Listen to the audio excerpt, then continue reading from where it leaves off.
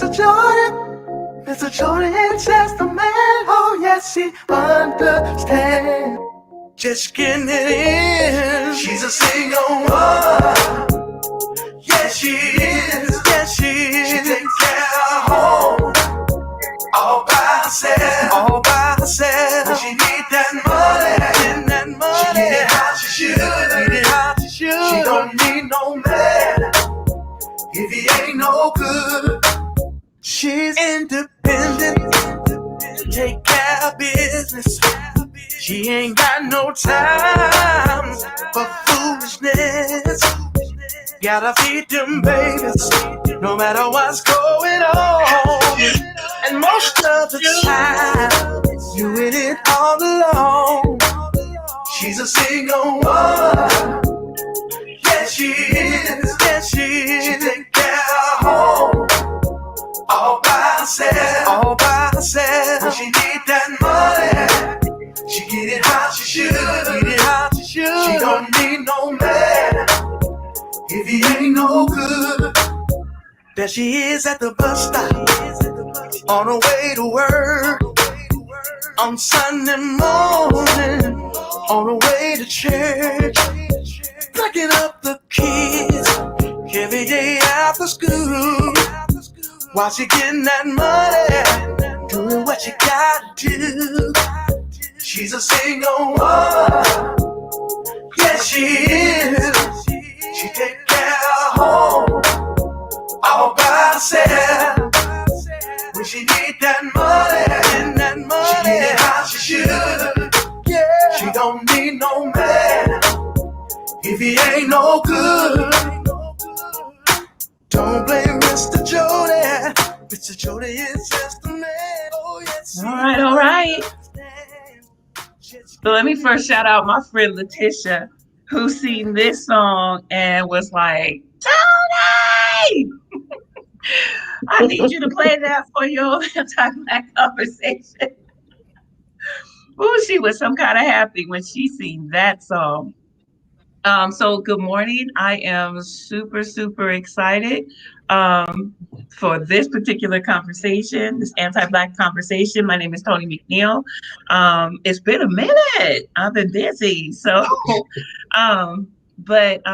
yes, we are going to have a live discussion today about living single. And I'm super stoked and excited about this because I'm single. And living single. Yeah. So I don't feel like I'm like just facilitating a conversation. Oh my God, I get to be a part of a conversation. Yes. So these are some very good friends of mine. Like each one of these queens in this space, oh my God, I will rock with any of them, except I'm not gonna get in no kayak with Isabel. Not yet. So yes, I want to go around and let's introduce ourselves. Brittany, start off with you. Introduce yourself. Hi, everyone. I am Brittany Ware. I am single, so I'm in living single. I'm super excited, and I was super grateful that Tony invited me into the space. So thank you, Tony. And yeah, I'll pass it along to Talitha. Hello. Yes, I am Talitha Floyd. I am actually super excited too, and sexy and single. Okay, according to today's standards, doing it on my own, getting it done. So yes, I'm excited for this conversation today. And yes, I love that Tony invited me today. I'll pass it on to Isabella. Hey, everybody. I'm Isabel Moses. I live in Detroit, and I am also happily living single, although would also happily be interested in meeting my mate. So that is definitely something I'm trying to call in right now. So. Yvonne? Yeah, that was so perfect. That was so perfect. For real.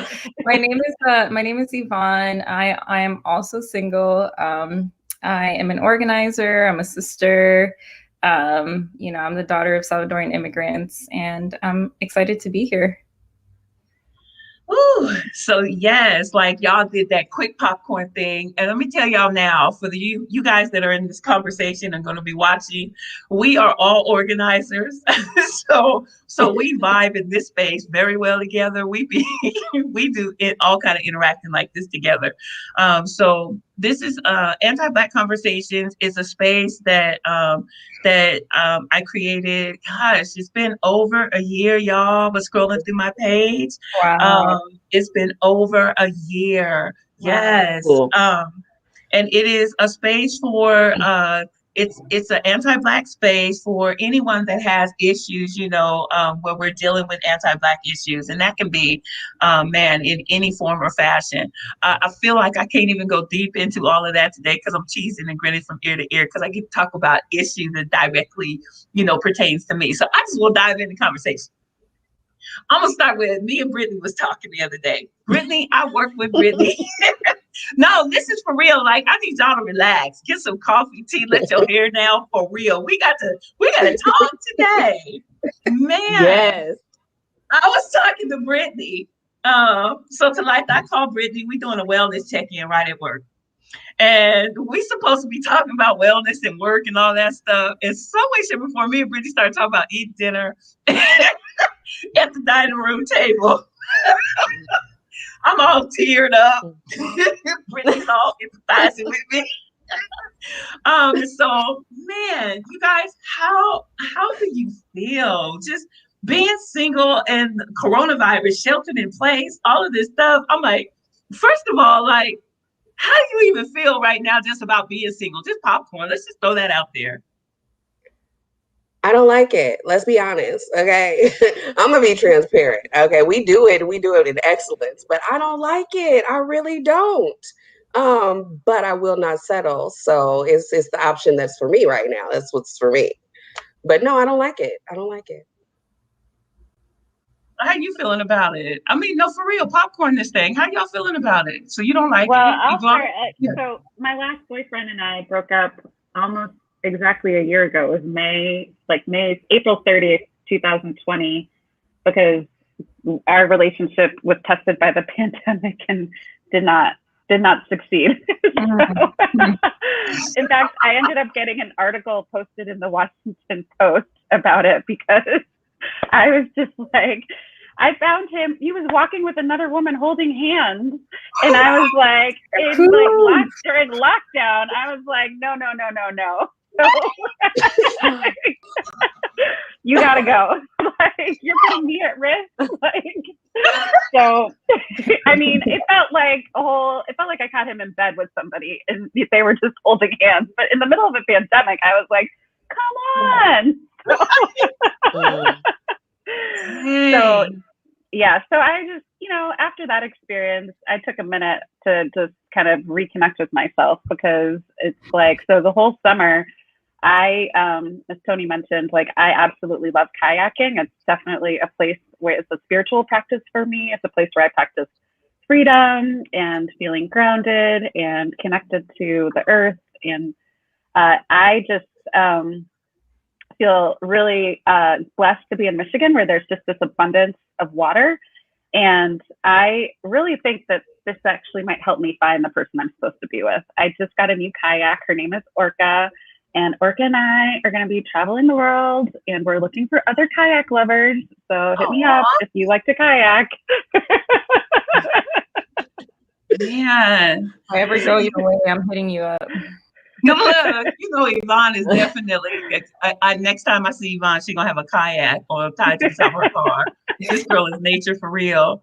So, Yvonne, Brittany, how do you all feel about being single? Yeah, so I feel like I'm owning it.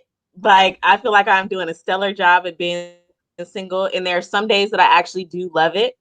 And then there are some days that I completely hate it. And it really is like that catch-22 balance with the whole coronavirus, COVID, the pandemic, whatever you want to call it. Like, for me, it was just like, okay, there already weren't many options out there as far as like dating. I posted something like last year that said the dating pool has pee in it, because that's like, this water is tainted. Yes. um, but that's like how it was, and I had tried online dating previously, and so when the pandemic hit, I was like, you know what, I'm gonna give this another try. Like, you never know where you can meet your soulmate, right? Mhm. And so it was not successful. It was not successful. So at this point, with the whole pandemic and trying to stay safe, all that stuff, yeah, it's like it there is no pool for dating. That's how I feel. So, like I said, some days I love it, and then some days I'm like, you know what? I'm so over this. Ooh, Yvonne, No pool. let's check in with you. I I got so was, many questions bursting in me. Go ahead, Yvonne. How you I doing was with just being gonna say single? no pool that's opened up yet, right? So, Exactly. I actually I was feeling every one of your answers because when I was Isabel, right? Like you just broke up with with a partner. I've been single for 7 years, but so I've owned after that relationship, it was a 4 year relationship. I own being single. I did not want to get into something because there was just a lot there to heal. There was a lot of there to for myself to heal. So, been in a long-term relationship, got out, owned it, and then also feel sometimes like I don't want to be single. So it's a spectrum for me. Like sometimes I feel really good and really I'm good by myself, and then sometimes I'm like, no, it would be nice to have a partner that I can do stuff with and blah blah blah. But yeah, so but overall I'm good. I feel good. So I promise you when I say, okay, I'm a part of this conversation. So how do I feel about being single? Ooh, yeah. So it has its highs and flows. And when you say owned it, before I can even say how I feel about it, first I need to understand that better because I've heard it twice. What does it mean to own being single? Accept it as a So, choice. Yeah, accept it mhm. Oh, as a okay. choice and not just a Yes. consequence of what's going on. You Mhm. because I'm listening to you ladies talk and I'm like, the pandemic did it for you. I've technically been single for 13 years. So Mhm. I've been in situationships and question marks and coulda, shoulda, wouldas, but a relationship, it's been 13 years. So it wasn't the pandemic for me. So when I hear that contrast, Mhm. it's interesting because living single, I have committed to. I have made a conscious choice to say, until what my heart desires is Mhm. presented in the flesh and is lined up in accordance with God, I will not, I cannot, I must not, because the pain that was associated with Mhm. doing it any other way wasn't worth it for me. What is Mhm. that adage that our mamas used to say? I can do bad by myself. I don't need no Mhm. hell to starve to death. I'm sorry. Okay. Brittany. And in line with what Talitha said, I think owning it, and because I completely agree, being single, me and my friends, because I'm 31, and so pretty much, there's some stuff you don't count some years. So I've been single pretty much all of my adult life. So it was that's the only option for me, like I said, until something presents itself that falls in line. And I know that we date to find out if that's the person. Yes, dating, you try the waters and stuff, but until that person comes along, it's like I really, for me, when I say I've owned it, I've done this, like this walk, this single life walk. I've done it with God, but I did this. A lot of the things that I have, like, nobody paid for, none of that stuff. And so it's the only option because there are some things that are on my list, and they're realistic. But before, and I don't want to take the conversation like anywhere else, I want to answer your question. But before I look at somebody else, I also have to work on me and make sure that I'm falling in line with God too, or whatever my list is. So for me, it's because when I say I've owned it, it means that I've taken control of it, and that it's not. A lot of people look at being single as a defeat, like, oh, Mhm. I'm single. And no, I won't say that I'm single and my head is held low. No, like I'm doing this thing. So yeah, that's what I mean by I'm owning it. Like, Yeah. And for me, Tony, it's like not feeling like you need someone to complete you, you know? So for me, it was going into that healing journey for myself to love myself and not feeling like I needed someone to love me. Like I first had to love myself and I first had to learn how to love myself, you know, because if not, then I'm gonna just be like a hungry ghost, like seeking, needing someone to love me, others to love me, when it's like that internal work has to be done and only I can do it. So that's the hungry ghost. That's the term thirsty that I be hearing. Um, is that look, I'm old, y'all, so well, Um, but anyway, I see you snapping your finger, You're Isabel. not old, Tony. First of all, you're not old. Right. I'm not old. I had to stop that. Yes, I agree with you. But I'm older. And we're going to talk about this generational thing too. So don't let me forget that, because I intentionally created a space where we have generations of folks that are here in their singleness. So you were saying that you owned your singleness, and you also took responsibility of the healing that needed to take place within yourself, so that you weren't looking for somebody else, in a way to feel you in ways that you could only take care of for yourself. And then I see the snapping, Isabel. So what was that all about? Well, I mean, it resonates. Like, I know I've had to do a lot of work. I know for me, I mentioned this in when you asked us, why do we think we're still single? And I think part of my response was that, survival, as a survival strategy, I've claimed like being really independent. And so that's like one of my core values is independence. And I think to some extent to a fault, because I have decided to live a life that really works for me, but I'm not sure I've really created space for another person to like easily be able to fit into it. So I think that's something that I'm trying to be really mindful about is like, as in my last relationship, I think some of it is, you get into power struggles. He was 51, I'm 43 now. And so, that's 80 something years combined or 90 something years of combined life experience. And you can't just easily mesh with another person when you have that much of your own core that's pretty set. And so I think for me, what I'm trying to learn is like, how do I soften a little bit to actually create space for somebody else so that there's a possibility of the puzzle pieces fitting together, not just like bumping up against each other all the time. So that's something I'm working on. I feel like I've gotten really good at taking care of myself. And it's not that I'm looking for somebody else to take care of me, but I am looking for somebody else to complement and to live life with. I mean, I want somebody who I can justify going to get a tandem kayak with. Like right now I got my kayak for me, right? Like but I want to be able to like have a buddy or a partner who I can go on adventures with. And I think that you have to create space for that. So I've been trying to work on softening a little bit. So how do you define single?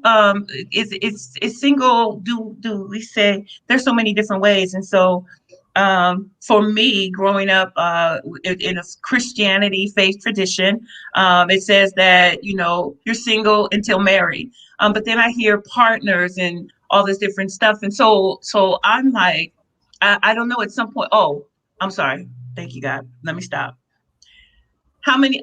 I'm 23, 24 years single. Talitha, you said you were how many years? 13. Brittany? pretty much all my adult life. So what am I, 31? I'll start from 21. So what is that? 10. We'll go 10 years. Okay. Yvonne? 7. Okay. Isabel? So I've technically been single for a year, but prior to this relationship, I was single for many, many years. And I tend to not be in long-term relationships. So date somebody 4 to 6 months, single for a year, 4 to 6 months, single for a year. So in many ways, even though this last relationship was like 11 to 12 months, I've never been in a long-term partnership. So that's something I'm still learning how to do. So So do we define single? Is single defined as not being married? This is just up for I discussion. think it's not long term and not being in a partnership that you consider on a trajectory towards something long term, whether you get married or not, would be my definition. Yeah, because you could just be like hanging out. You could just be going like just getting to know someone. You know, I would still consider myself single until there's like an understanding and agreement that we're in a partnership or a relationship. Okay. And I'm gonna take it to a little deeper, a little spiritual level. For me, it is until God has presented who He has designed for your husband to be that you are truly. So you can get married. We know marriages end in divorce. So for me, you are single until you are who you are divinely meant to be with. So that's why I can define that I've been single for that long. For me, that is the definition because for everything I'm faith-based. And if God didn't bring it together, it's not supposed to happen in accordance to marriage, in accordance to the Bible. Now you might be together learning some lessons, getting some tests accomplished. But other than that, yeah, single. That's single. So for you, Talitha, it's single until marriage. Correct. Okay. Brittany? Same thing for me, single till marriage. Okay. And so then what's the difference? What's dating? I mean, so how does that work? Look, and I'm asking from a place of curiosity, like, because I've been single for 23, well, I have to say 24 years now. Shut up, Iman. I've been single, not dating. And so like, what is the dating? Because you said the pool had pee in it. So like, So, you know, for me, like there's dating and then, I know I'm young, but I tend to be an old soul sometimes. So there's dating and then there's that courting phase where it's like, okay, this is probably going to turn into something serious, right? So dating for me is just finding out, do I really like this person? Like, because there's so many factors that come into it. Yeah, you could be cute, but that's nothing. Like if you don't have the character to back it up.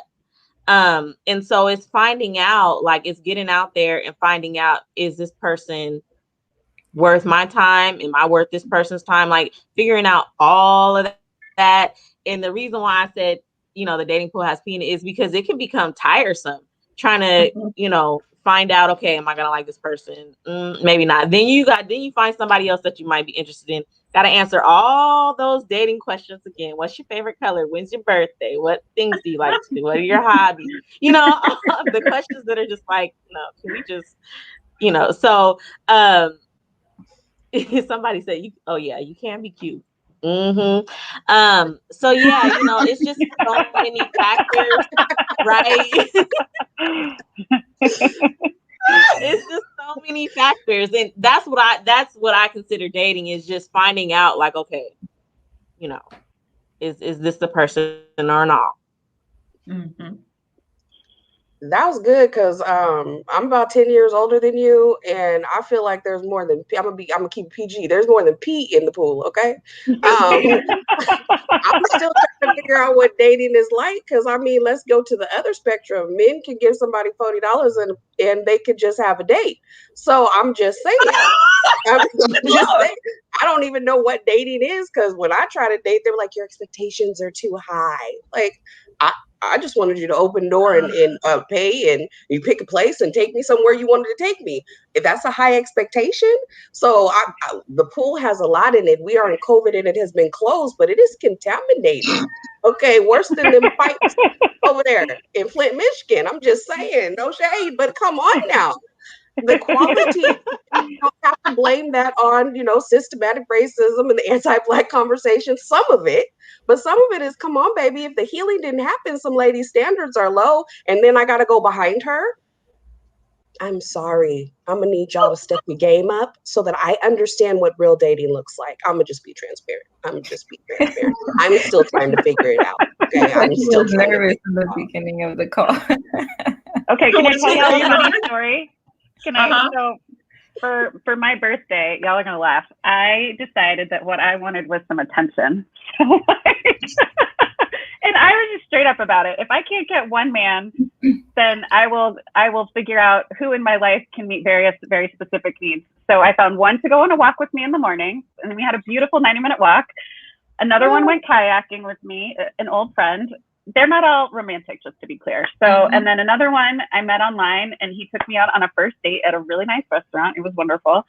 And then on my actual birthday, this other dude who I've been ignoring for like 6 months, I reached out to him and I asked him if he'd like to take me out to dinner on my birthday, and he said yes.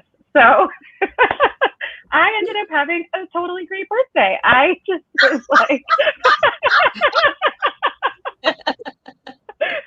because you can't throw a party. So this was like my version of like getting what I wanted in a way that felt healthy and was, appropriate for these times. I've also had one vaccine shot like 2 weeks ago. So it was, anyway, I thought I had a wonderful birthday. So it was. Kudos to you for being like, I want this and I'm gonna get it, and No, I mean, that was cool. I tip my hat to you on that because that was creative. Yeah. You met you met the need. And it may have taken 4 gentlemen in order to create the one that might have, but I mean, you did what you needed to do in order to do that. So is that okay? So nowadays, women, ladies, and I pulled on each one of you because each one of you, so first of all, on the serious note, each one of you, I look up, esteem, and respect in a profound way. Real talk. So I'm not sitting here and so I'm going to say this, but I'm not going to say it in a disrespectful way. I'm not looking at thirsty women that are just desperate, you guys you own your own homes. Some of you are homeowners or aspiring to own your own homes. You pay your own bills. You take yourselves on vacations and stuff. I mean, like, so y'all queens that I rock with. So I watch you, man. So this is unique, and we're laughing and different things like that. But, I also want to, just kind of shift it for real, like on the real note, like, what do you have to do? Like you just said on your birthday, you had to, like 1, 2, 3, 4, in order to kind of copy and paste and post it, a day together that, was a day that made you happy. Is that settling in any way? I mean, is that cool? Is that what we need to do?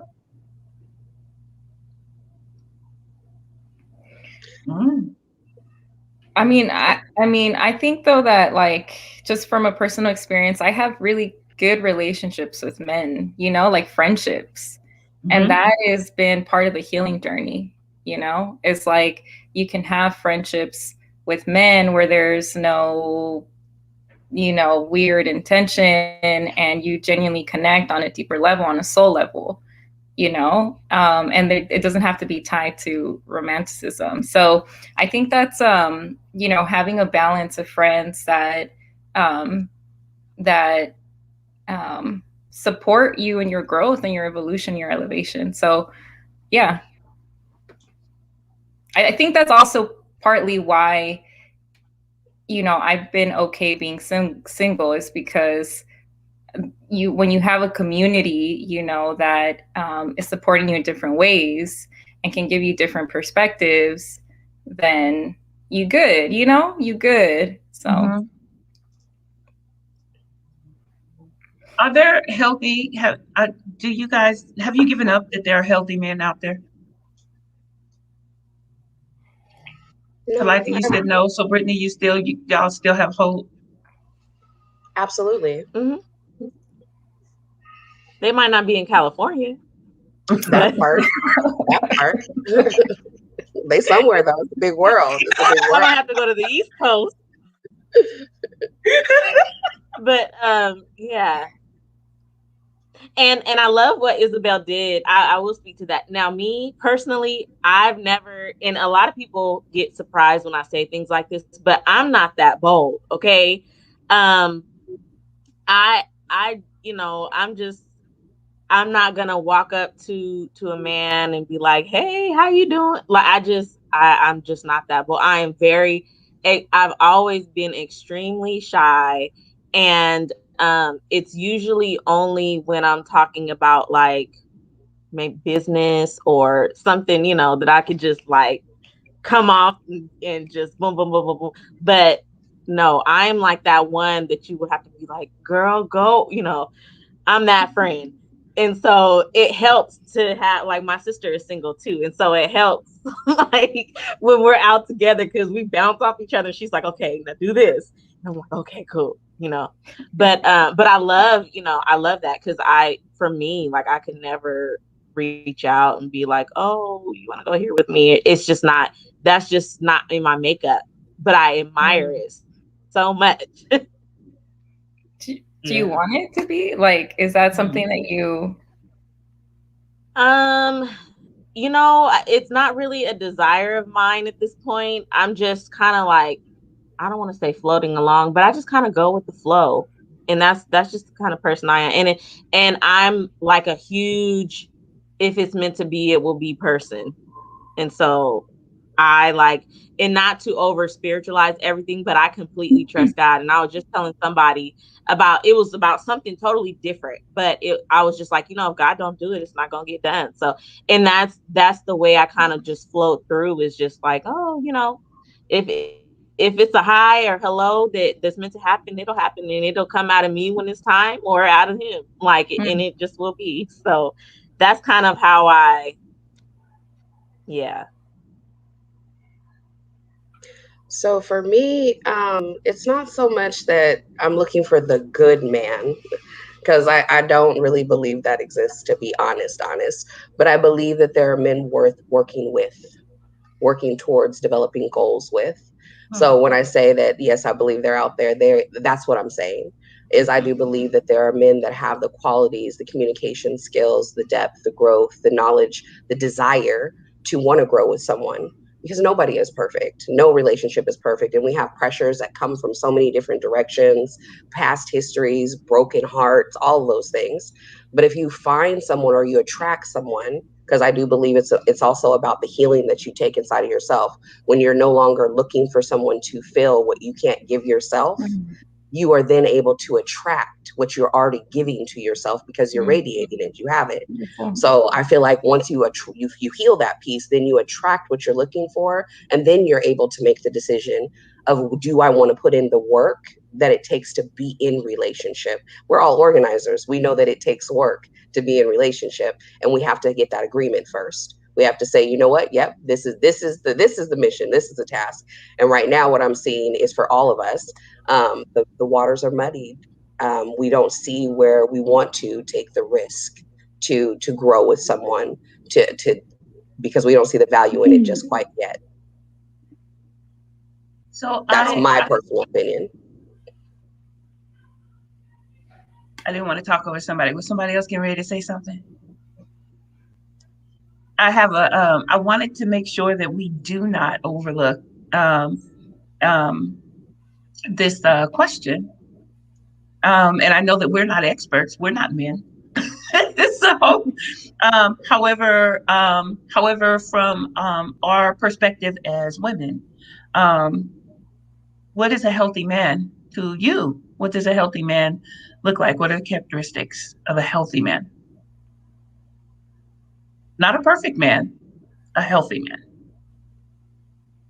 Well, I can start because I think something that I've learned that gets me in trouble in relationships is attracting people who, and this is partly the work I have to do to be healthy myself. So I think it's easier to attract a healthy person when you're healthy. It's easier to attract an unhealthy person when you're kind of coming from an unhealthy place. So I think that's one thing I just want to name, that like when I feel good, I feel more able to attract somebody who also feels good.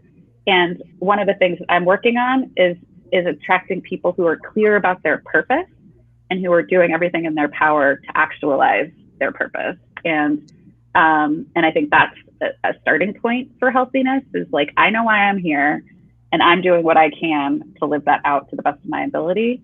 and I'm learning what I need to learn. I'm taking care of myself. I have healthy relationships with my family members. Like, so, I mean, you can learn a lot about people based on their relationships with the other people in their lives. And so, you know, do they have healthy relationships with other members of their family? That doesn't mean everything's perfect, but that like, but do people have healthy boundaries? And so I think, you know, those are some of the characteristics that I think about. But I also know that this is an area that I have to work hard on within myself. And I mean, the example that I shared of like how I spent my birthday in some ways is a product of what I have observed during COVID. It's kind of changing the subject a little bit. So we'll go back to the healthy man question, but I just wanted to pop in to say it is really hard, I think, to build relationships with people during this time. Like the bar has gotten so high for like who you want to spend time with. Like, do you want to invite this person into your home? You know, do you want to, you know, have physical connection with this person?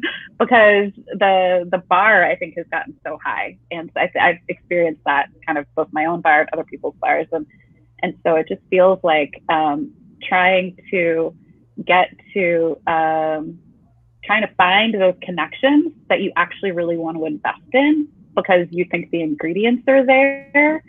I think I'm noticing during this pandemic is like much harder than it was pre-pandemic. So. Yeah, thank you for that. And I really appreciate that thought. You can learn a lot about a person based on observing their relationships that they have. So that's really, really a very thoughtful principle to keep in mind. Brittany, were you getting ready to say something?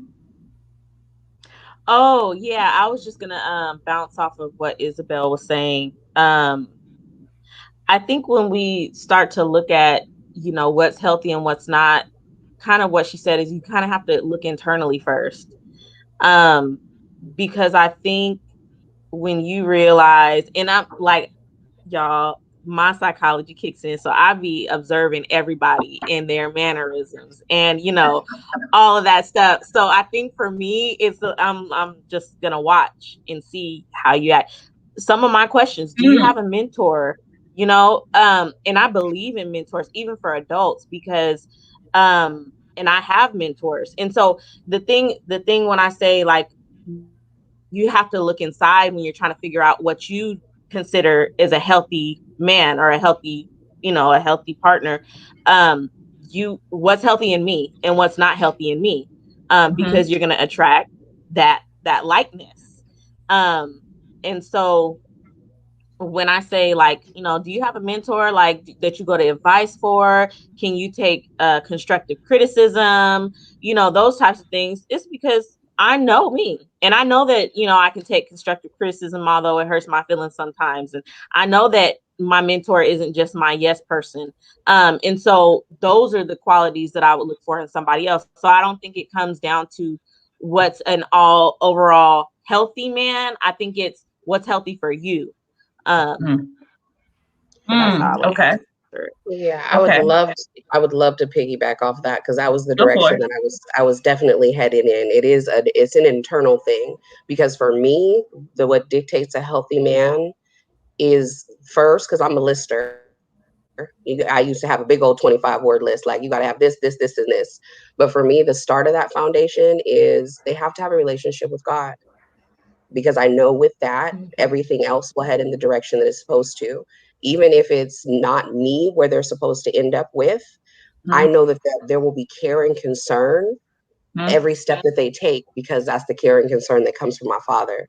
So for me, that is now the standard, but that took me healing myself and acknowledging my inner peace and what got me to where I'm at. So that's a number one question I ask. You know, that's what I'm looking for. That's what I'm observing for. Do you have a relationship with Christ? Do you have a relationship? Do you have a faith-based relationship? Not do you have a conversation? Do you have a situationship? Do you have a sincere, honest relationship with Christ? For me, that was the key for my relationships. Once I unlocked that, I realized that is what gets me through. And then the second thing for me is the willingness to honestly communicate. So to me, that's a healthy man, someone that has a relationship with the divine, and someone that is willing to communicate the hard things, the good things, the happy things, the sad things. They might not deliver it perfectly, but they're willing to communicate for the benefit of the growth in the relationship. So for me, those are the two things that I'm looking for when I introduce myself to a man. It's like, do you have a relationship with Christ, and are you able to communicate? So for me, that's what is a healthy man looks like for me. And then the rest falls into place after that. But it starts with self. Okay. And I just wanted to pinpoint, because I'm the same way, Talitha. And one thing that I had to recognize is that a a relationship with Christ and do you attend church are like two different things sometimes. That part. Of course, I would love a man who has both, okay? But you can get a mess that attends church. And that's so, be real specific. And I Right. love that, for me, God is always a given. He's always at the top of my list. And then after that, it's okay. So, okay, you say you have, because some people, some men will be like, okay, yeah, I love God. Like, I go to church sometimes, so it's just really digging in there. And that's why I said finding out, who you are and what your desires are and what you meet up to. If that's not a qualification for you, okay, don't qualify that, for anyone else. And so that's kind of where I was like, you got to look internally first, so I like that, So Talitha. so I think that what I'm hearing across the board is that no matter what your standards are, if you don't really know and fully understand them for yourself, if you don't know and understand the principles that govern you for yourself, then you could get a copycat of that, which is that healing process, I think, Yvonne, and that you were pointing to in the beginning part of it. There's internal work. I need to know, so I can say that I like, the color, the pink or purple, but if it's fuchsia, or it could be something that kind of says that it is that thing, but I need to identify what it is that I really like, what I really want, and what really makes me happy, and then not lower the bar. Do we lower the bar? Yeah, Do when we? we end up in, I was like, when we end up in situationships, yes, we didn't lower the bar. Yeah, we did. I mean, let's be honest. When we are no longer in that relationship, we did lower the bar because it didn't work. If we had kept it where it was at, we would have never even been in that mess to start with. So when is it okay to compromise? When is it okay, ladies, to lower the bar? Isabel, when is it okay? Well, I let's see. I don't even know how to exactly answer this, but what I will say is, like, for me, if I can't find the one, that doesn't mean that I can't be in a relationship with folks at the level of activities. So, like, that's kind of what I'm experiencing right now. It's very easy to meet people and go on activities with them. It's what I'm experiencing. I've been on like 14 first dates during the pandemic, but none of them have turned into anything substantial. And you know what? That's okay. Like, sometimes it takes a little bit of time to see if there's a there, and if there's not a there, you keep it moving, right? Like, one thing I'm learning about myself is that I am an Aries. I'm like super independent, and I can do all the work to keep something going, and that is not sustainable, right? So so I'm learning that I have to be okay with letting stuff die. Like, for me, like, putting too much effort into the relationship is a sign of lowering my standards, because it's like, because the standard that I want to set is, you're going to meet me halfway. Like, I'm not going to do all the work. Like, I'm not going to always text you to make plans. Like, you're going to text me too. So, like, on my birthday, I did arrange all those dates. But if I never see those dudes again, it's okay. Because, like, I got what I needed for that day.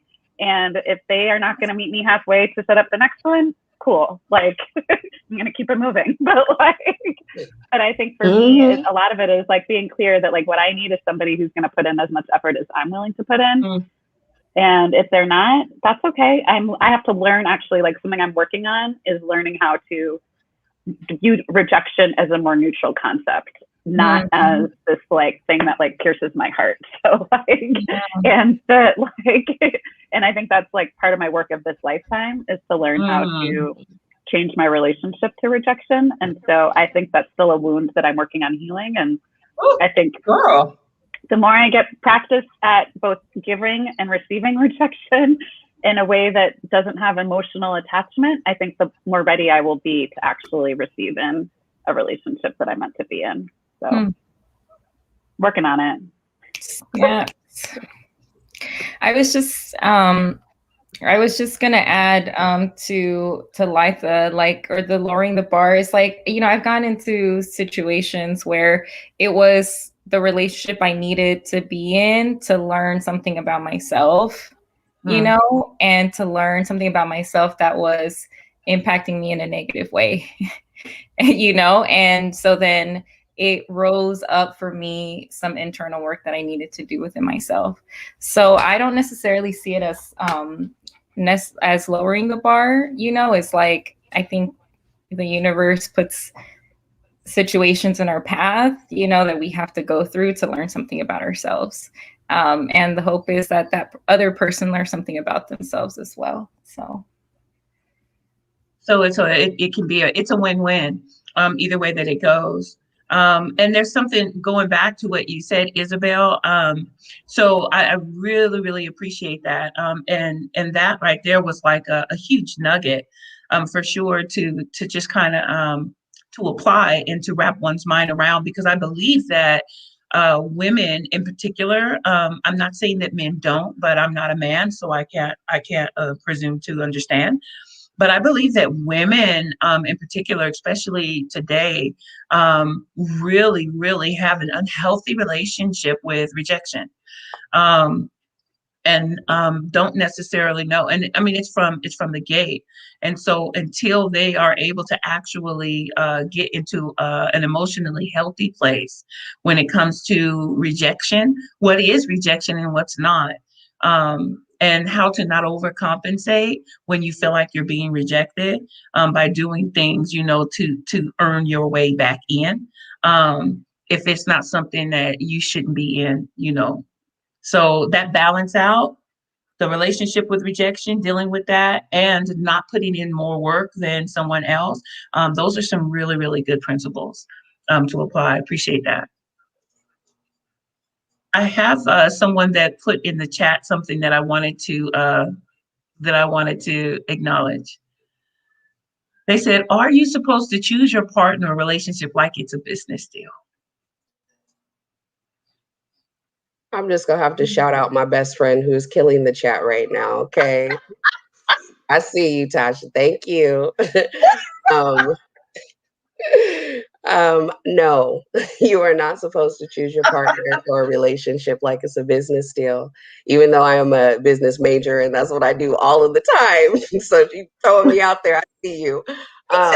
No, it is supposed to be something I feel. She's throwing you under the bus. Right, they see how they just pulling me out my comfort zone. I see my people though. Thank Come you for on, let me being hear on what's there. going on. What they trying to call you out of? It shouldn't be transactional. Organizers, we know that word. It should be transactional. It shouldn't be, you know, we're looking for that resume. We're looking for that 5-figure income. We're looking for that this, and we're looking for that, you know, checking off the list. It should not be like a business deal, the best contract ever, you know, the best business partner ever. Yes, those qualities come along the way, but that is not how you should develop a relationship. Developing a relationship in this day and age is on trust and communication. And yes, businesses should be built on a foundation of trust and communication, but relationships go deeper than that. I feel relationships should go deeper than that, because when you allow yourself to open to a relationship, you're opening not just your mental, you're opening your physical, you're opening your spiritual, you're opening your emotional, and that's not something you find in most businesses. Now, you do find it in organizing, I will say that.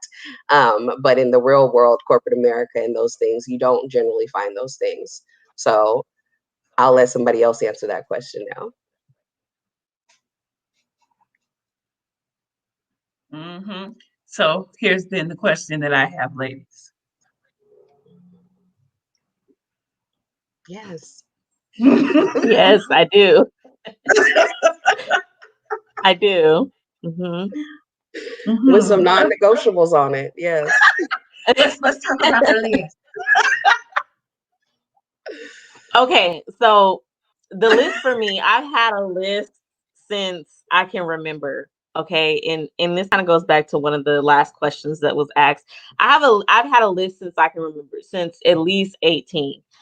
Probably even younger. I was probably like 16 when I made my first list, and it was long. Okay. But I think over time and as you get older, you change. Like people change, and so um my list right now is compiled of some of the most important things that I would want in a husband. Like, um, my list is not 25 things long. It's not, because I understand that people continuously evolve and grow and learn. Um, and and they're ever changing. And so even my now the list that I've had it for a few years, but it's really small. Like it's not a lot on there, but they're just like those non-negotiables, those things um that I have to have, in a person. Or they're things that now I know some people put things on their list that are non-negotiable, that they're not willing to flex um on my list. For example, like I used to, when I was younger, I used to say, okay, I don't want to date anyone with children, like no children at all. I've worked with kids for years. I still work with children. And so it was it was a no for me, like no children. Okay. But now that I'm older, pretty much the adult men that I've run into may have one or two. So now it's okay, preferably not more than two children. That's on my list. I had to flex a little bit. It would be nice if you didn't have any children, but it's not something that I'm gonna just be like, oh, you have two kids, so I'm gonna walk away from you. So those are some of the things that was just an example, but that's how I kind of make up my list. But yes, I do have a list, and it's on stickies on my mirror. I love it. Okay, so your list, you've got the stickies. It changes, so it's fluid. Okay, what about in others of you? Is there a list? Do you have a list? Yeah, I I'm gonna call do. you out. I'm gonna call you out. I'm like, you know, I do. I was like, I'm a lister, so I do have a list. And to speak to the internal aspect of it, originally the list was like tall, dark, handsome, has to be 6'2", has to have no children, has to have dark skin, has to be Caesar cut with the deep waves, got to be hood, all of those good things. I had a good hundred of them Wait, on there, what right? is Caesar cut with the deep wave? What Gotta is listen that? to I need a soldier. You gotta listen to Beyonce. Okay, it's a line in one of Beyonce's songs, and you feel me? Oh my gosh, I Just love it. That's so amazing. once I got my internal fixed, my list did change because I want someone that I can build a relationship with, someone that the relationship is for the benefit and the glory of God. So I did have to start putting things on that list, like he has to be articulate, okay, because that was never on the previous list. I'm like, well, that's probably why he think, okay, moving forward, he needs to be able to hold a conversation. He needs to, Wait, wait. Wait, my wait, list was wait. real shallow No, before the no, work no. was done. Okay. Wait, Talika. Oh, Isabel, I love your laugh. You went from articulate to just being able to wait, say that again, It's because a struggle. It is. It's a struggle. It's a struggle. I'm a very articulate person. I use a lot of words. I wanted someone to be as articulate as myself. That list changed to I just want you to be able to have a conversation, just be able to flow, just be able to go back and forth with me, just be able to do that. Because like Brittany said earlier, sometimes they just be cute with no character, And no that's comment. it. It's like that's all I seen. And then you get back to the house trying to have a conversation, and he ain't got nothing to say because it's like, oh, Nothing to say. there's beauty and no, not a brain in. If I only had a brain, like I'm gonna have a heart and understand, but you got to go, sir. So yes, your list, I feel like it does change. It changes as you get more serious about your goals and what it is you're looking for. And I think you do need to have a list so that you're realistic with yourself.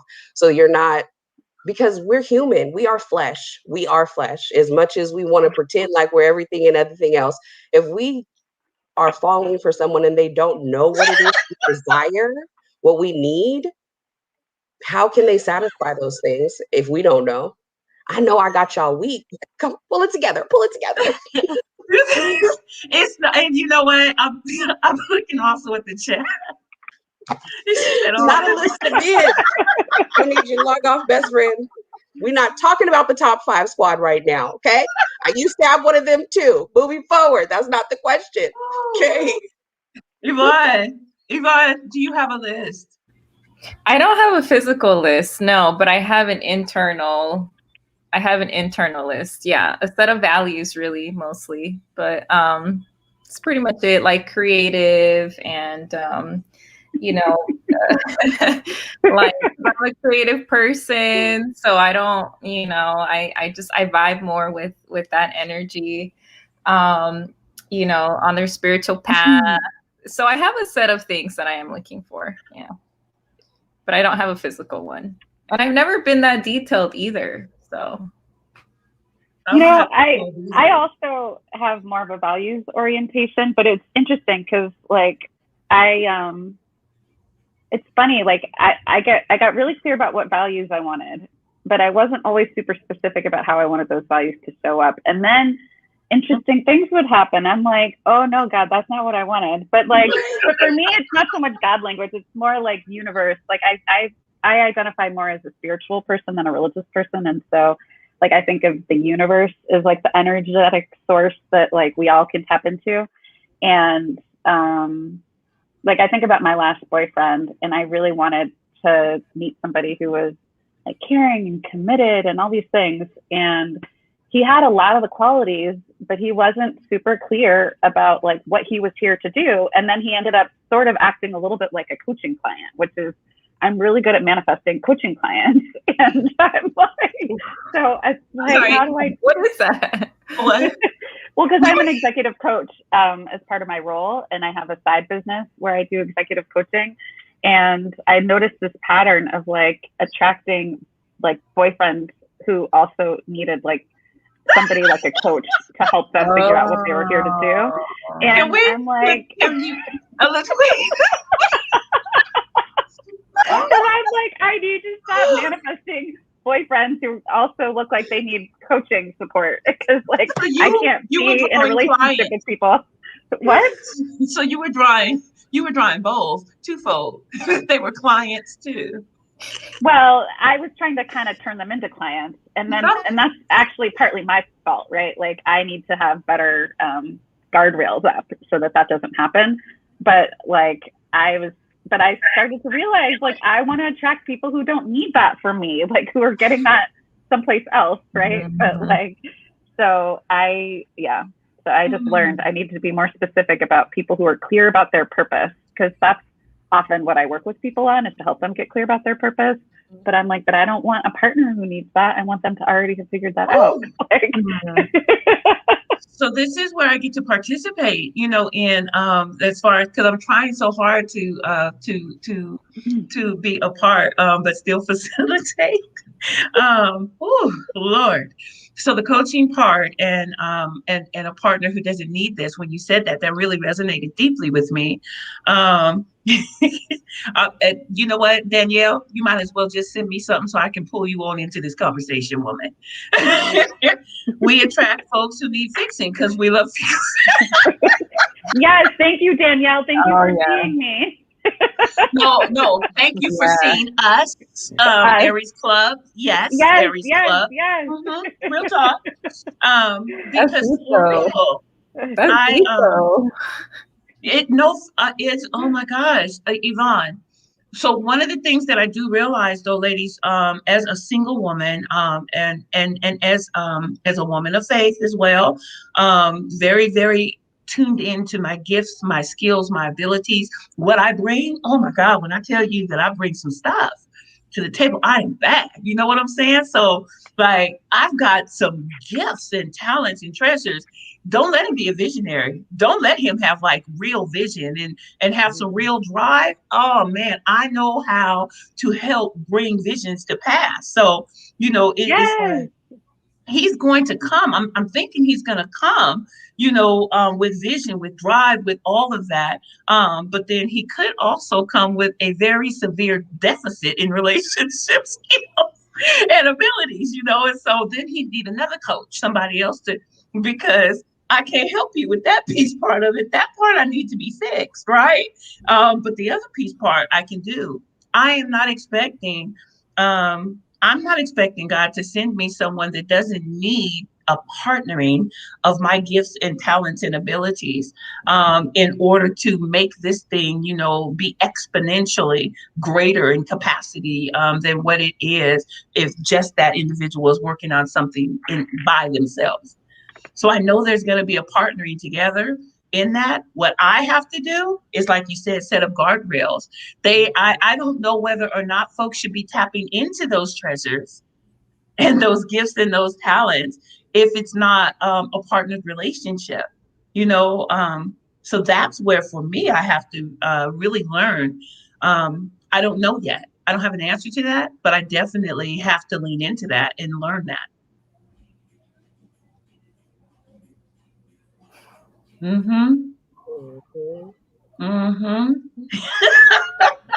So I wanted to ask the question, how do you, if you have a bar, how do you know if you've dropped your bar and how do you reset it?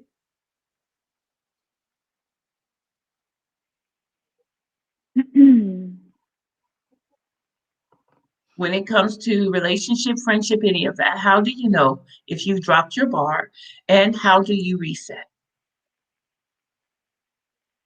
So I'll be the Talita. I would first one say to accountability. Oh, go ahead. hit. No, Mhm. go ahead.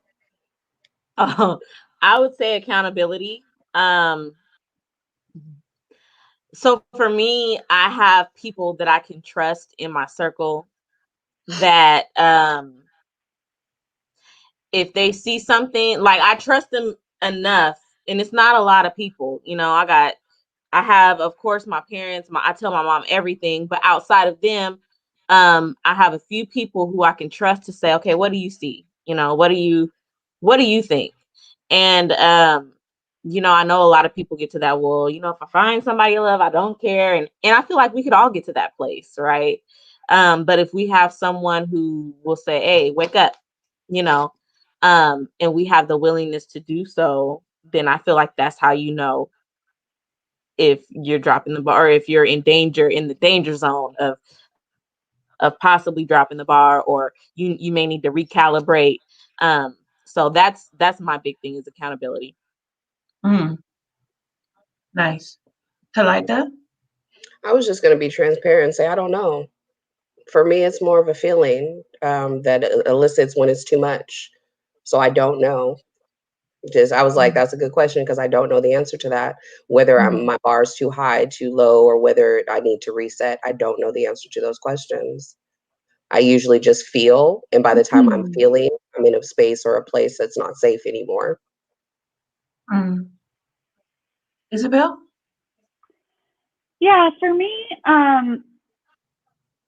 I don't know. I mean, I just tend to have a feeling in my body when the connection is strong and when I know that I'm in right relationship.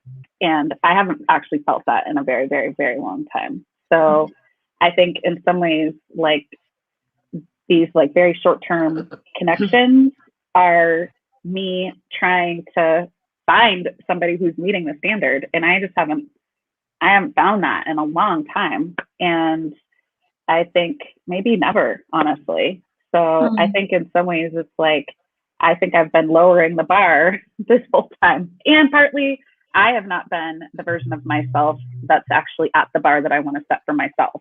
So mm, like I need to own that piece too. And I saw somebody put in the chat, the desire to coach other people is on us. I could not agree with that more. Like that's what I meant by like I'm learning how to establish guardrails around my own energy so that I'm not putting out energy that is unproductive to what I'm trying to accomplish. And like that's some of the work too. I mean, again, like I'm 43 years old and I'm still learning how to do this, partly because of like childhood trauma, like straight up, right? Like childhood abandonment, like other things that got my energy out of whack. And like learning how to like reset within myself has been a lot of the work of my, you know, the last 15, 20 years since I, you know, decided to like really dedicate myself to it. But it has been, it's been a journey, one I'm very much still on. And I love this. Yes. I decided though that if I was going to attract a fit man, I was going to not need him to help me get fit. So I've been like on my bike, kayaking. Like, I want to practice it, so I want to attract somebody who shares that value. So that's the other thing. I try to practice the values that I want to attract, and then I think I'll have a better chance of attracting them. So I realized that when a couple of years ago, I think that I realized that I was ready to maybe date. But I wasn't sure what that looked like because, you know, 23 years is a long time to not. And to be very frank with you, I don't even think in my 20s I dated. I hooked up, kicked it hard, you know, so I wouldn't even know what dating was. My my ex-husband took me to Chili's in my car. So I so I thought that was a date. Like for real, until someone came to my house, knocked on my door, right? Opened the door to their car on the passenger side. They even cleaned their car out and everything, all special just for me. And I got to ride on the passenger side of their car to a place and back. And I didn't pay for nothing. Well, I did. I paid for one little Buddha face mask that I wanted to go on my wall because it's what I wanted. And I'm sure they'd have paid for it if I would have allowed them to. But I didn't pay for it. I didn't, you know, and so and there was no expectations. No, and that's the one and only date I've ever. I think that was a date. Was that a date, y'all? Was it a date? Yes. Knew that was a day. I think that was a day, and so in 52 years, that was the first real date I'd ever been on in my whole life. That's freaking amazing. That is absolutely amazing. And so I'm like, what? Why are things? What do you think? Isaiah said that's a date. What do you think? It took a guy, right? It was interesting. It was interesting to me, Tony, why you didn't want to why didn't you didn't want to call it a date? It was a date. Right. I'm like, Tony, it's a date. If you have anything to compare it to, you know? Brittany, why are you laughing, Brittany? You just funny. You crack me up. There was nothing to compare it to. I had nothing in the recesses of my mind to compare it to. So, you know, it's like, oh, is this a date? I think it is, but I'm not sure. So that was the first one. But the but the question that I want to put out there for us is, as women of color, what do you think are some of the contributing factors to us being single? Like, why are we living single and for so long? 13 years, 7 years, 23, 24, 25 years. I mean, what's really going on with as women of color? I could speak globally, but I'll speak for me personally first. I do have, you know, my preferences. I would prefer to date a Black man, but I'm open to other, you know, other cultures, other races.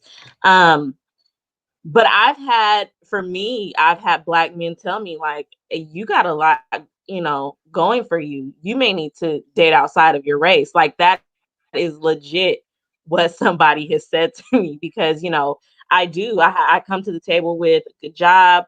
I have my master's and all the other degrees behind it. I'm going for my PhD. Like, and it's not for anybody else. And that's what I explain to people. Like, I'm not doing this. What I do in my life, the accomplishments that I made, they're not for anybody but me. I don't do it to please anybody else. So I've had people tell me, you may need to, you know, a black man might not be for you, or you just like, it's a lot. It's, you set a high bar already, just naturally, not from the things that I'm looking for. And I feel like if people really got to know, I feel like people look, especially for single women. Now I'm speaking globally and individually, but I see with single women, a lot of us are out there making things happen for ourselves. And somebody in the comment section said a lack of confidence, and I do see it as a lack of like, well, how can I meet up to that when you don't take the opportunity to get to know the person? And like for me, I'm like an arms open person. Like, come on, let me give you a hug. I welcome you, and I welcome everybody in. Invite them over for dinner. And so when you just look at what people have and what they do, you kind of X them off the list based off if you think you're good enough or not. And so I feel like that's why a lot of the Black women that I know are single, or just women of color that I know are single, are out there making things happen. And it could be a little intimidating, unfortunately. Okay. Yeah, all of that resonates with me. +1 to everything Brittany just said. Mm. Yeah, it definitely resonates. But I want to look at it from another standpoint too, because that's another point I refuse to compromise. I love Black men. I love Black men unapologetically. That is who I want to be mated with. And if I'm gonna take a chance in relationships, it's gonna be with a Black man. Hey, can we pause for a minute? Yes. All Love Black men. Y'all some beautiful things. Yes, head to to toe. behold. Mhm. I just want to put that out there in the atmosphere, fire and all that. Okay, I'm sorry. I felt like we needed to just take pause for a minute. Okay, go ahead, go ahead. And I can only speak to why I've been single for so long. For me, it was I wanted to be who I wanted to attract. So I had to put all of that dating and courting to the side on a serious level in development to become the person I wanted to attract. So I had to go to school, I had to get communication skills, therapy, self healing, all of those things so that I would feel like I could attract who I felt like I wanted to attract. But then in the same time, in achieving all those things, I was missing some pieces that I didn't realize I was missing because I was so busy being too busy with getting that first Mm. degree, that second degree, other certificates, and being a dynamic Black woman so that you can attract that dynamic Black man. It makes you off putting a lot of the time because you feel as though now I'm unachievable to the man that I am most attracted to. And it's not to say that there's no men that are in this caliber that would be attracted to me, but I have a certain demographic that I love. I Mm. believe in the underdog Black male that has had to get it out of the mud. And it is hard to communicate if they have not healed. So that leaves me at a disadvantage. So I've stepped away so that I can be in spaces where I can help the healing of Black men and never really focusing on being in true, sincere, in love relationship with Black men. I'll love on a Black man all day, but to be in sincere, personal, true relationship for myself, I've never developed those skills because I was busy developing the other skills. So now I'm starting to realize now after 13 years, as much as it is society putting them out there the way that they look, it's also in me too. Society has said a strong Black woman cannot be with a Black man that is successful. You need to be with a white man, or you need to be with someone else of character and of class. And I refuse to believe that. So I've been waiting because I know that he exists. So for me, it's the contrast of what society says about Black male and Black female relationships. That's why I've been single. It's like I believe in Black excellence. I believe it exists, but there's a healing process that we all need in order to be able to cultivate those real and genuine Black love relationships. So what do you do? Go ahead. Do you feel like there is any correlation between the prison industrial complex and the extrapolation of a mass exodus of Black men from our communities, and the brokenness that has derived in our communities, in Black communities and communities of color, Black and brown in particular? Do you feel like that plays any role, has any bearing on our elevation, and the disconnect, the dissonance that we experience when it comes to relationships with Black men, Black women, women of color, men of color? Is that outdated, or is that still something that's relevant? Because for me, that's the issue. I believe that is the biggest issue. I was born in '69, so the brothers that I was rocking with, most of them got locked up and are just coming out.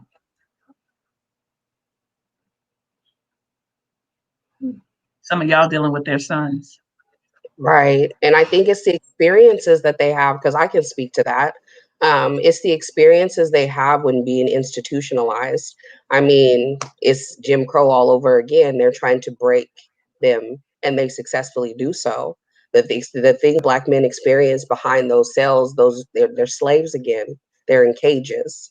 And then they're supposed to be able to come out and trust and function in society. And then Black women, we know that struggle because the other part of us have been in them cages too. And we want to supplicate that. We want to heal it. We want to fix it. And we're still trying to find healing for ourselves. So I believe it is a large factor. I mean, society was set and designed for Black men and women not to cultivate family and love. So everything has been designed to keep us separate. So, yes, I believe that institutionalized systems make it very hard for us to garner those relationships. And then society says you're a single Black woman, you're doing it all on your own, keep doing it on your own, when our word says that the man is the head of the household. We cut them off immediately because they've had a situation, and we say we're gonna run this, we're gonna control this. We emasculate them where they've already been emasculated. That's not our job. Our job was designed to be their help, to support them. And once we step into our rightful positions with them, when we feel safe enough, so, which society has not allowed us to feel safe enough, when we do feel that, that is when you do manifest Black love. The Black love that I see around me is in that hierarchy where the man has taken the lead and the woman is the undergird, the support, the one that gives the soft whispers to be able to encourage him to move forward.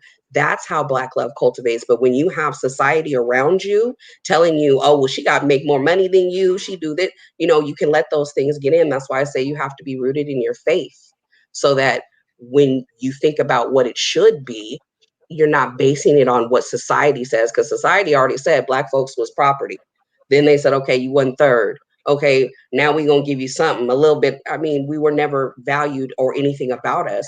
So we're in a system that says what we do, what we love doesn't matter. So yes, it definitely affects our relationships 100%. It was designed that way. I want to, Yvonne, I want to pull on you a little bit into this space as a woman of color culturally, because we have different values and cultures, that we're dealing with, but we're still dealing with similar issues.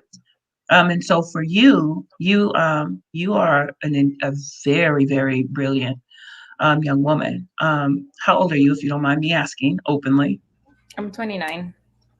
So you are 29 years old. Culturally, is it even something that is normal for a 29-year-old woman to be single Yeah, still? I think in the United States, it's more and more common now, because the children of immigrant parents, sometimes had the opportunity to go to college. Like for me, my mom, she wanted me to go to college because we grew up working class. We grew up with very little, and so in her, it's funny, me and my best friend were talking about how like our parents made it seem that if we went to school, we would, after we graduated, we would become millionaires. Like that's just how they made it seem. I had no tias or tios, uncles or aunties that were professionals, right? My mom was a home care worker, my dad was a cook. And so I think that played a part of it. Now I think younger Latinas, are going to school and are like focusing on their career and their purpose and their calling. And that's really like, just to speak for myself, that's what happened. I think part of my own too, like I was rebellious to the traditional norms that I had to be married at a young age and have kids. I was pushing back against that. I'm like, what? No, like that's not who I am. That's not what I want. I am going to school. I'm like trying to figure out what I want to do. And so yeah, for me, I was just like, nah, that's not who I am. Although I do have like people in my life who are the same age, who they were clear, that come from Latino, Mexican backgrounds. I'm Salvadorian, but that were very clear that by 27 they wanted to be married. By 28 they wanted to have kids. By 30 they wanted to buy a home, right? So they were clear that they wanted to get married and have kids. That was just not me. So I think that also has to do. But yeah, it's very layered, because our parents come from their countries, where that's what they did. There was just nothing else. You got married for economic reasons. You had kids, and you worked forever. In the fields, and or like selling stuff, or so just like, I understand their perspective, but I grew up in a different world, in a different context, and a different time. So So I have a question, ladies. A couple of questions. So I'm going to popcorn it around here. Isabel, do you eat at your dining room table? Sometimes, not as often as I should. So what does that look like? I mean, like, tell us More about that recently, like I've really experience. been trying to eat at least breakfast at my dining room table, because like especially now that it's springtime, my neighbor planted tulips in front of my dining room window, and it's so pretty. And in the morning, the birds and the squirrels are running around. I mean, it's very pleasant. So I do like to sit there in the morning, and that's like kind of a nice way to start the day. Like have breakfast, sit at the table, have some coffee, and then like go to my office, which is up. I actually have a home office, thankfully, during this time. But often, because of the way my days are structured, like I often eat lunch at my desk, like in front of my computer, like in between meetings. And then, or sometimes, during a meeting, and then dinner, I often have on my couch, like watching TV. So I do move around a little bit, but it's not necessarily like the ideal situation. But And have you learned to embrace all the space in your home? for the most part, I do love my house. I feel very grateful to have a house that I love here in Detroit. It's very beautiful for me. I mean, it meets my needs. Nice. Talitha, do you have dinner at your dining room table? No. I actually replaced my dining room table with a desk because I turned my dining room table into a desk, and it just, yeah. No, I'm definitely bachelorette over here with my 17-year-old. We eat in our rooms respectively in front of our televisions. Okay. Um, okay. And do you enjoy, do you like take up the space in your home? Yeah, I do enjoy my space now. I'm under a redeveloping of my space right now, so I've thrown away all old things and have purchased all new things. So I'm truly enjoying my space right now. I Mm, really am happy with what I'm doing. So yes. nice, nice. Yvonne, I see you over there smiling. Do you eat I think dinner? I try. I like am very intentional about like trying to, eat slower and like taste my food and like just separate my eating time from my work time, but it doesn't always happen. So sometimes like I'll eat in between meetings, like Isabel said, and I'll eat, faster or whatever. But I also live with my sister, my brother, and my tío. So sometimes we eat together dinner. That's nice. Mhm. Like I see you, Devonna. She says she's intrigued by the question. I'll tell you where I'm going in a minute. Brittany, do you eat? Oh, and do you take up space? Do you take up space other than like your room, or do you enjoy other space in your home? Yvonne. Oh, me? Yeah. hmm Yeah, I hang out in my sister's room. I go to my brother's room, chill with him, sit on the couch, chill with my uncle too while he's watching TV. Yeah, I do. Brittany, do you eat dinner at the dining room table? No, I eat on my couch with my feet kicked up, watching TV. Do you eat any meals at your dining? Do you have a dining room table? I should have started there after I Talitha. did. Honestly, I considered getting rid of it. Because I love my dining room table. I DIY'd it most of everything in my house, with the exception of my couch because it's brand new on my TV.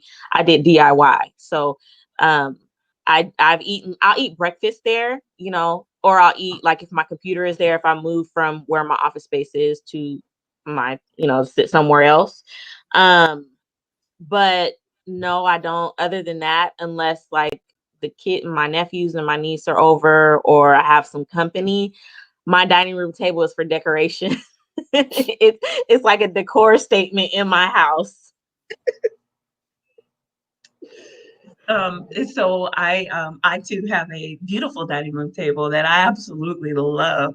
I was extremely intentional and thoughtful about picking out this particular dining room table. I wanted it. I'm a tall woman, so I wanted it to be tall enough. I wanted the chairs to be tall enough, and I love wood, and so I got a dark walnut color wood that is really deep, with the grooves in it, and everything to match the cabinets and stuff, and to really pull out the rich rust color, and the highlights of the lamp, and the chandeliers that are drawn. So see, that was very thoughtful about my dining room table.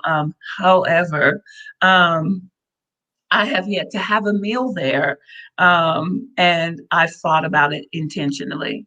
It's crossed my mind several times to to light candles, to set a place, to have a wine glass, to cook a meal, to set it on the table, and to actually sit there. And my dining room overlooks the lake that is in my area. And so my ambiance is wonderful. But I have yet to actually, something in my mind says that I need to actually invite someone over for dinner in order to enjoy the ambiance of sitting down and having dinner at my table. So when she asked the question, intrigued on where it goes.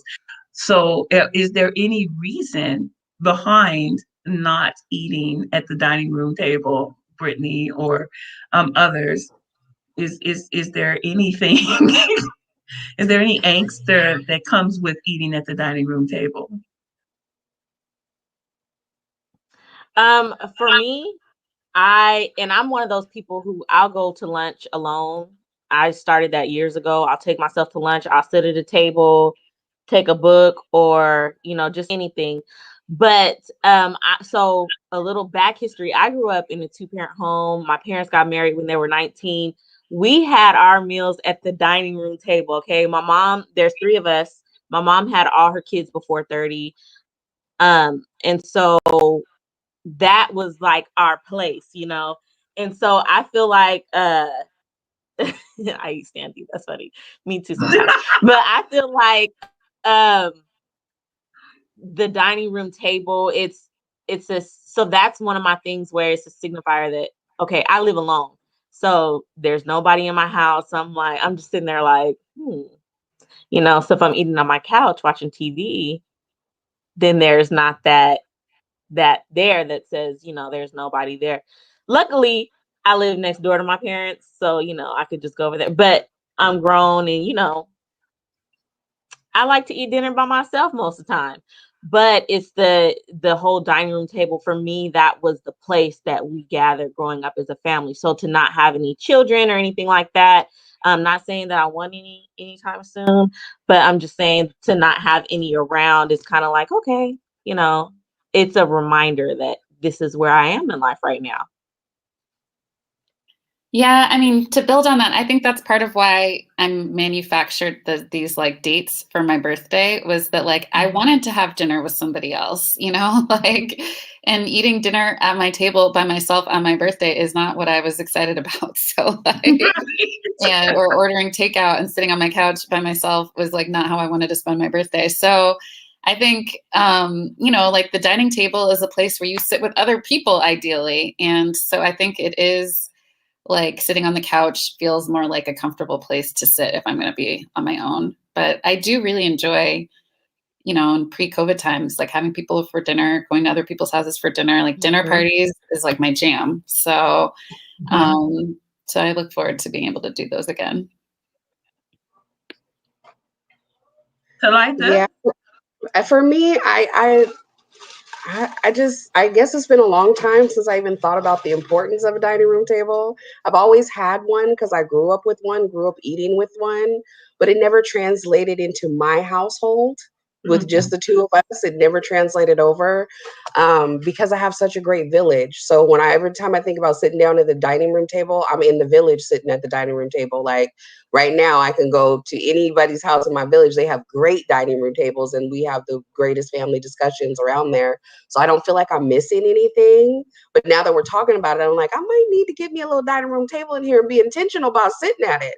But when I sit down to eat, because it's an afterthought for me, I'm usually I have what I call my boss chair in my room. And it's a huge queen chair that I sit in. My glass of wine is there. I got my little TV tray, I got the ambiance going. So I feel like I'm having this personal date with just me and her, and I'm enjoying myself. So I don't feel like I'm missing anything not having the table, because I still have that family to go and be a part of. So, but y'all are gonna make me buy one now. You make me buy one. So another question that I have is, what is so, and I'll use myself as an example after I ask the question. So what are some things that you had to normalize to do in being single? And what I mean by that is, for me, I love to drive. Yvonne, you know that. So, you know, I'm gonna get in the car, and at any given day, they're gonna be like, I'm sorry, she's where? You know, like, isn't that like 3-4 hours away from where she lives? Yes, that's therapeutic. What folks don't know, is that the first maybe 30, 40 minutes, maybe an hour, I don't know, depending on how I'm feeling, there's no one in the car with me. And so I have to live. I got a playlist that I play when I first get in the car, to get me in the right headspace, because I'm flying solo, you know, so I'm traveling alone. And that's really difficult. I can go to the movies, I can go, you know, to dinner, I can do a whole lot of things, but it takes me a minute in order for me to give myself permission to tap out on my own. Keisha, I will send you the playlist, honey. It's a little ratchet though. So I mean, we talking E40, we talking some stuff. So what are some things that you had to do to reset and normalize, as I'm single, It may be a little hiccup for a minute, but I'm going to do it. Moving furniture. Okay. Around my house, like it stays the same. Where it goes is where it stays. Like I realize I'm a woman, and the older I get, the less I want to move stuff around.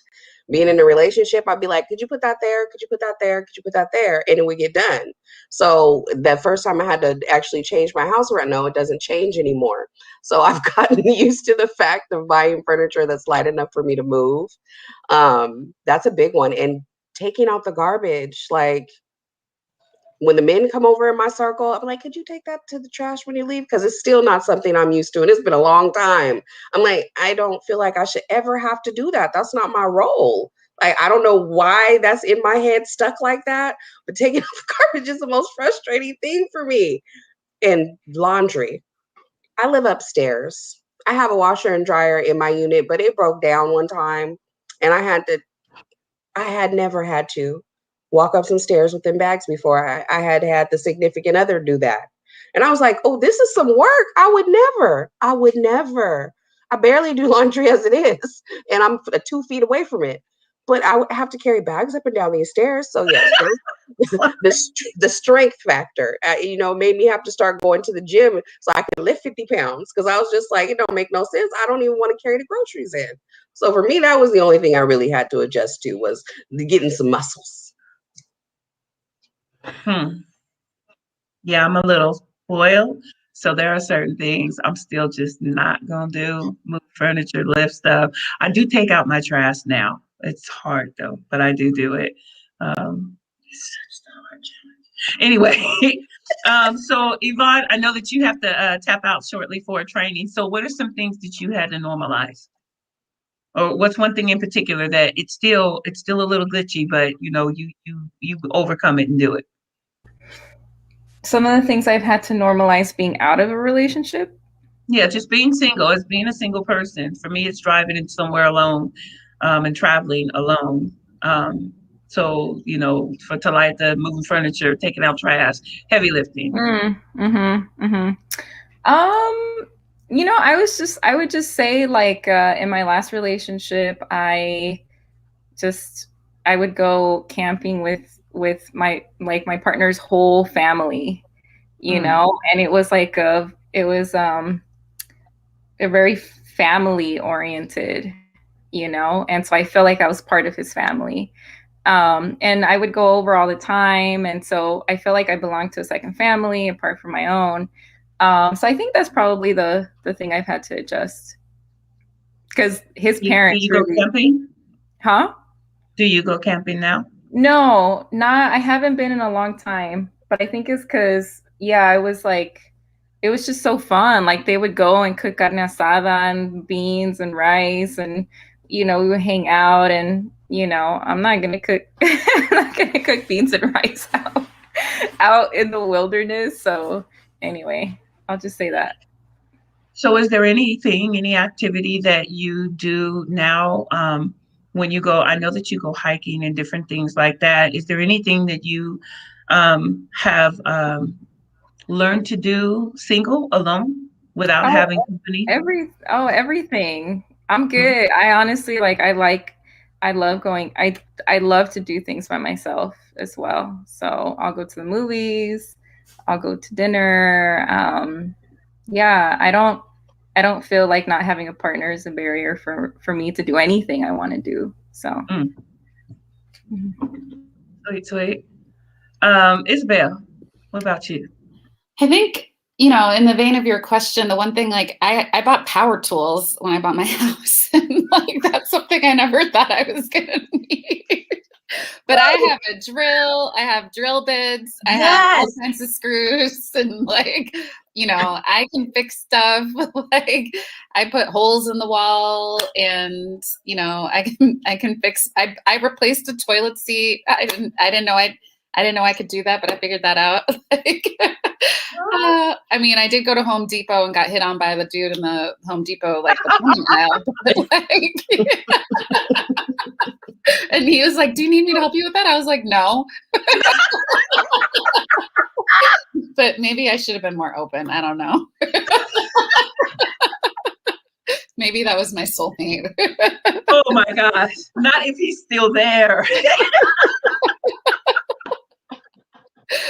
Oh my God. So I got a drill too. Anybody else got a drill tools? Y'all got toolkits? I have a pink drill. One of my dear friends, I call her my yaya, she sent me a drill, power drill with bits, and then I have a rainbow colored wrench and ratchet, whatever set. And then I have a whole pinky and black toolkit. So I'm so proud of myself. And I've built stuff, you guys. Anybody put furniture together, build some stuff in your spot? Oh Brittany? yeah. Mhm. I mean, Oh, sometimes I do yeah. ask for help, but a lot of the time I do it myself. Keisha single.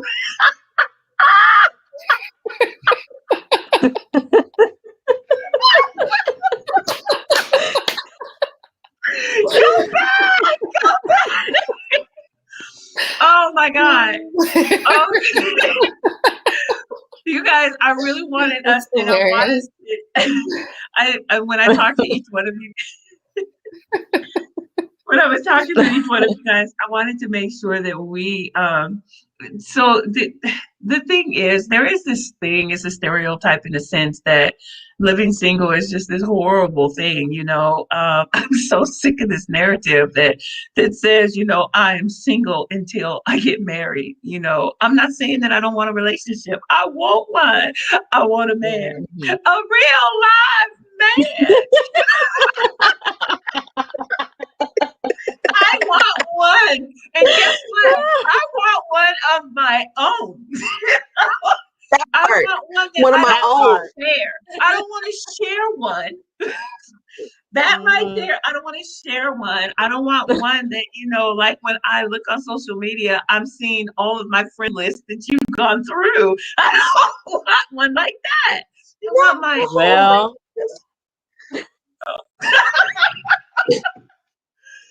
But anyway, I do want a man. I don't want to be single forever. However, I do want the married folks to not feel like, you know, something that I'm really just not living because I'm single. And so so two final questions. One, if you could give one message, bye Yvonne, love you sis. Hey, Um, if you could give one message to the married folks out there on how, you know, they can better help and treat folks who are living single, what would it be? I'm gonna give you a second to just, you know, consider that. What would it be? So, advice to married folks, you said, on Mm-hmm. living single? Is that what you I said? love it. Isabel leaned in. Yes. What? Yes. Yes. Advice to as how do they ways that they can better engage with us.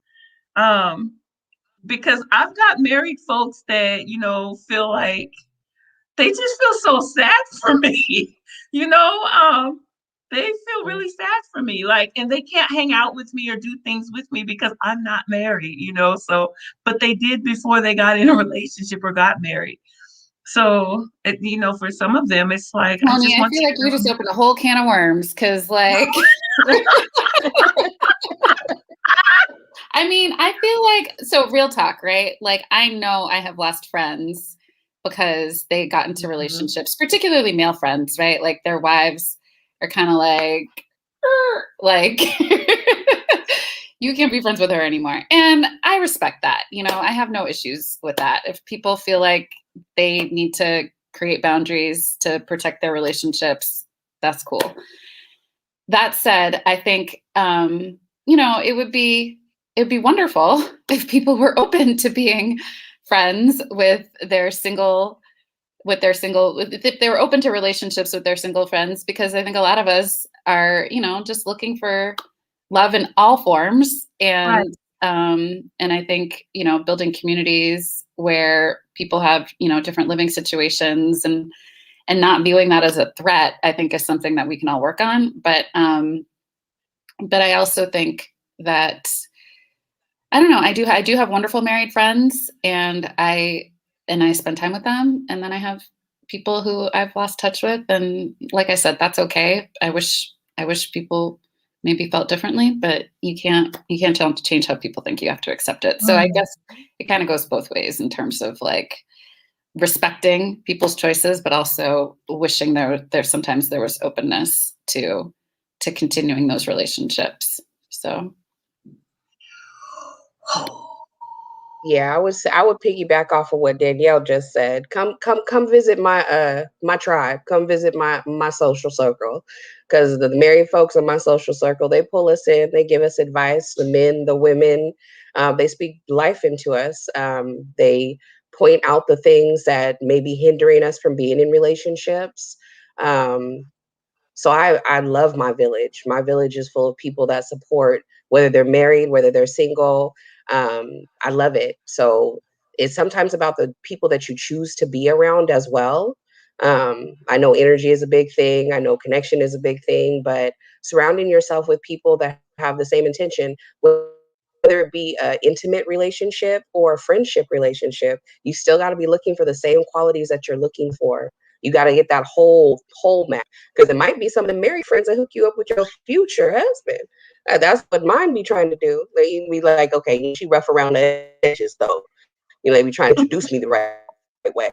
But yeah, it takes a village, and sometimes you have to seek in your village those right people to be mentors, to breathe into you those things. So for me personally, I don't have any advice, because in my circle, they do pour back into a single woman and give us based principles and practical things to do in relationships from both sides. So and even the conversation of why a woman may be in a new relationship or a new marriage and wanting to separate her single friends from that situation. We explain those challenges so that we can be more sensitive to them too, because we have to understand that there's growth on all levels, whether you found your one or not. There are still things you have to grow and learn. So that's my take on it. Yeah. Brittany? Yeah, I'm surrounded by some I've lost some friends after they've gotten married. Especially, the friends that I was friends with in like my 20s. But I'm surrounded by some awesome married couples, and I'd say in my like circle of friends, my really close circle, it's half and half. Some are married, some aren't. So um and their husbands, they give me great advice, and unfortunately they don't have any friends that they can even send my way. But I might need to find some new married couple friends that have some friends, or a brother or something. But but no, like I'm surrounded by an amazing group of people, and so I think it's all who you choose to be around at this point. So I really don't have any advice for any married people. Nice. Um, for me, I had to broaden, I had to enlarge my territory, because I realized that one, as someone who was a clergy, and I only was surrounded by my only base of relationships revolved around those that were in the church, and I didn't have any other any other friends outside of that. Those I had a real tight circle of friends, and as each one of them got married or got involved in a relationship that eventually turned for marriage, we just ceased to be able to actually spend time together. And so that was leaving me feeling very, very lonely, feeling rejected, feeling isolated, feeling all these different things. And I'll never forget going and asking a mentor, does this mean that what do I need to do? And the recommendation is that I find some single friends. And so that hurt, to hear it. I was like, okay. However, it was like, okay, maybe I do. And so, but single friends aren't easy to find either. Especially, ones that have the same values, and what have you. Like I'm here, Brittany, I need to move to the East Coast. I'm gonna go, Isabella, move down there where you at. But now that I've opened up more, I have more friends and that are married and single, and so for me in my age group, what I would recommend is that, you know, if you were friends with individuals before you got married, you should not need to stop being friends with individuals once you get married. Otherwise, you may need to, you know, maybe you really weren't friends. I don't know. I'm not sure. I don't even know where to put it or what have you. The good thing is, look, I pulled out my emotional intelligence book that I've been using to work on myself. The good thing is, you know, is that we all need to grow, like you said, to like this. So yeah, I think that we can all be friends, some way, shape, or form. But yeah, there's difference in the church. So last question, and this is my always wrap up question that I like to go to. So I want you to take a moment, and I want you to close your eyes for a second. Talitha was like, I'm not closing my eyes. You close your eyes for a second. And she's so rebellious sometimes, she just can't help it. And I want you to see your younger self.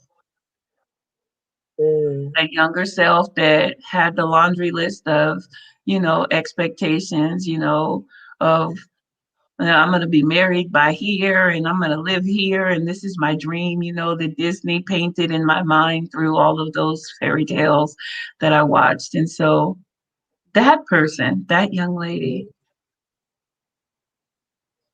I want you to see her, feel her. And now I want you to open your eyes. And what would you say to her today? If you could give her one thing that would sustain her, knowing that you are now living single, that you're still living single, what would you say to her in order to just one principle that you would want her to hold true to carry her through?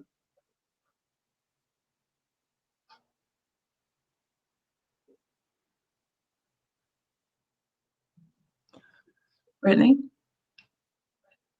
I would tell her to embrace who you are. Um, Embrace who you are and love yourself.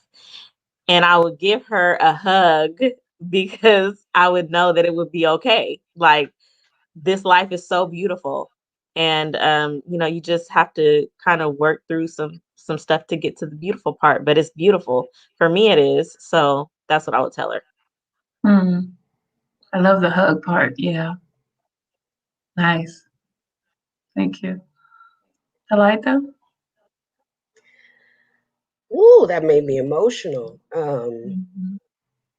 I definitely give her a hug and tell her you are enough Mm. and it gets greater later. You will make it. And it'll be more than you imagined.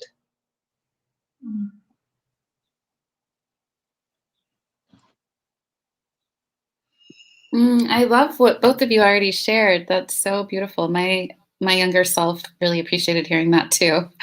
I would also say that if I knew then what I know now, that there is a lot of joy in this level of freedom and independence. And I've traveled to 30 something countries, lived in West Africa for a couple of years, like speak another language, which I don't practice that much, but but like embrace the freedom. So like, if you're going to be on your own, you better be having fun. That's what I would say. And I feel like I'm having a really fun life. So, yeah. So I'm glad for that. Man. Well, I would sit across from myself. The first thing that I would do is I would put my finger underneath my chin until I would raise my head up. Yeah. And I would tell her, baby girl, keep your head up. Don't ever look down. Every picture that you look at yourself in 10 years from now, you're going to regret that your head was down so low. I would tell her to remember to live. Don't wait to live. Live now. Live now. Love yourself right now. Don't wait for somebody to love you. Love you now. And everything you all have said, I would say, baby, you're enough. You don't need somebody else to tell you you're enough. You're enough. Absolutely. Yeah. Ladies, you guys are amazing. And I love holding space with you each. I appreciate you guys. You guys have lifted up my spirit, validated me, encouraged me, all of that. All of that. Thank you for sharing your brilliance with us, Tony. Yes, thank you so much.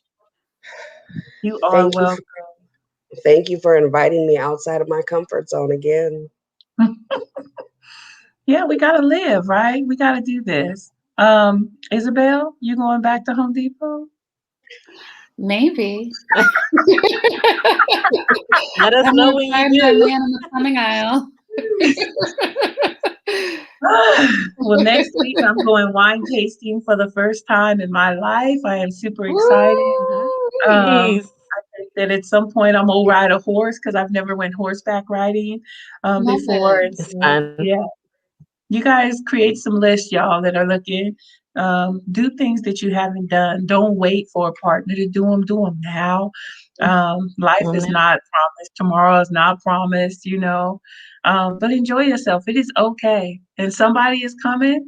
And if they come, they come. And if they don't, then they don't. But you cannot stop living because you're single. Mm-hmm. That's right. That's right. We love y'all. Keep living, single or married.